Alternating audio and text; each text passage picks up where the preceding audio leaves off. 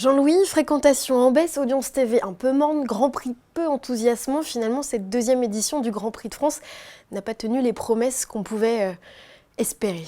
Oui, sur bien des plans, Géraldine, d'abord, effectivement, moins de monde, beaucoup moins de monde, et ça, c'est 80% la faute des embouteillages de l'an passé, qui avaient été absolument drastiques.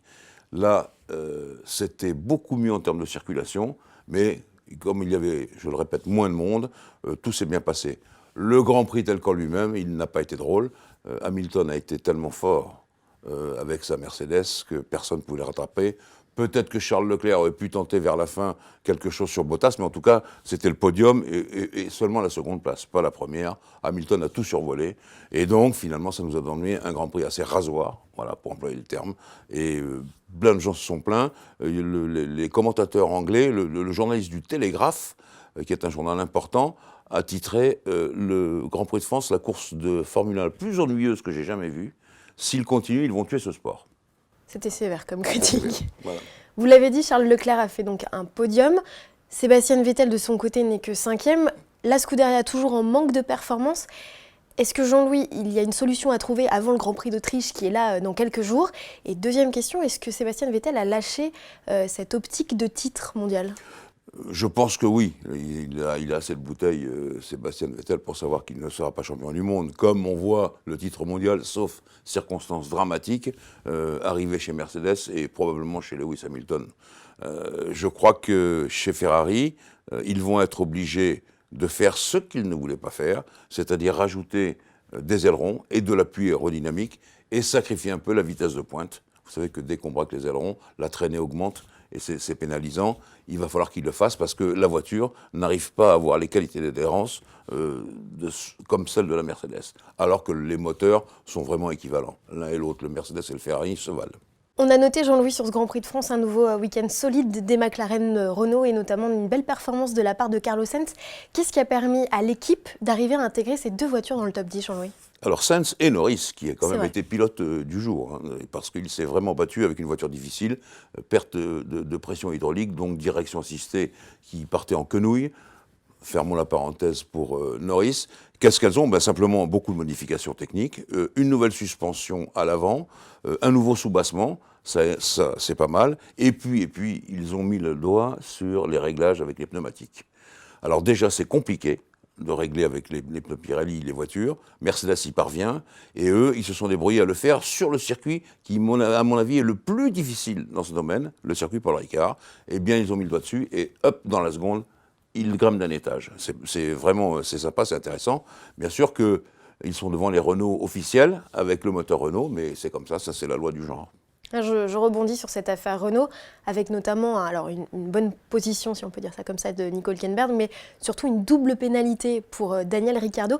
Est-ce que Jean-Louis s'était mérité? Et est-ce que sincèrement, les commissaires ne sont pas en train de tuer le spectacle à chaque fois à pénaliser les pilotes? Géraldine, je ne peux pas vous laisser dire ça. La dernière fois qu'on a dit ça pour Vettel et pour Ferrari, les internautes ont crié au charron. Ah non, c'est bien fait pour Ricciardo. Non, franchement, ça devient ridicule. Ça devient grotesque, cette histoire de pénalité, en plus double. Franchement, alors maintenant, c'est à 10 secondes. Et je vais me référer à mon vieil ami, qui est un sage, Frédéric Vasseur, le patron de l'équipe Sauber Alfa Romeo. Il dit, on fait les Grands Prix le dimanche, et puis maintenant, il faut attendre le résultat le mardi ou le mercredi. Voilà, c'est ça la réalité des choses. Donc, on ne peut pas rester comme ça. Je pense que si les responsables de la FIA ne prennent pas l'affaire en main, si FOM, Formula One Management, ne se bat pas, et les équipes elles aussi, je pense qu'on va arriver à des solutions absolument dramatiques qui vont tuer l'intérêt de cette course, comme cet intérêt a été tué sur le circuit Paul Ricard. Tout ça réuni, le mélange est extrêmement nocif pour la Formule 1. Vous avez parlé d'Alfa Romeo, cette pénalité a fait les affaires de Kimi Raikkonen puisqu'il est rentré dans les points, enfin en tout cas on a obtenu un peu plus. Sans lui, l'équipe serait rien, c'est lui qui engrange tous les points. Oui, parce que c'est toujours le même Raikkonen que l'on connaît, assez peu brillant en qualification, mais on a vu que Giovinazzi était devant lui, très nettement, et puis en course, il est toujours là, Raikkonen toujours là, c'est un résistant, c'est un solide, pas d'erreur.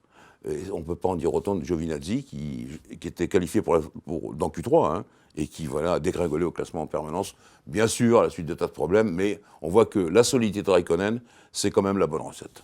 Je vais terminer par évoquer le cas des pilotes français. C'est un nouveau week-end noir, qu'il s'agisse de Romain Grosjean ou de Pierre Gasly.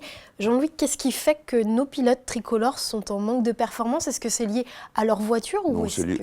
c'est lié à leur voiture. Je pense que pour ce qui est de Grosjean, bien, il était obligé d'abandonner.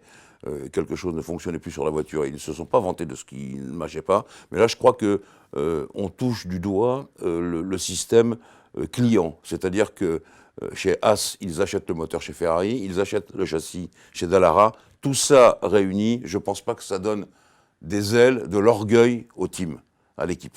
Et je crois que ça joue beaucoup et on les voit tout doucement dégringoler. Quant à Pierre Gasly, lui, il a manqué son week-end.